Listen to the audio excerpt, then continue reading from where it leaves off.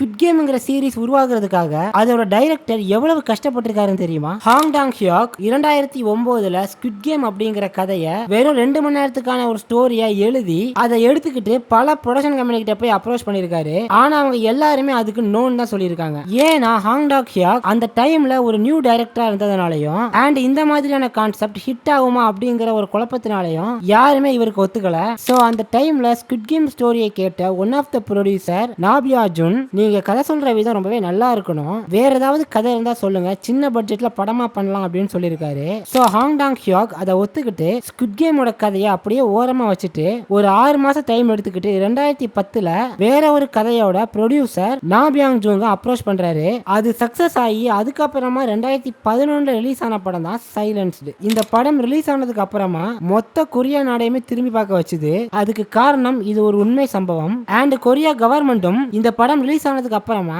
ஒரு சில சட்டத்திட்டங்களை புதுசா கொண்டு வந்தாங்க. இதோட ஃபுல் வீடியோ பார்க்கிறதுக்கு கீழே இருக்கக்கூடிய லிங்க் பட்டனை கிளிக் பண்ணி பாருங்க.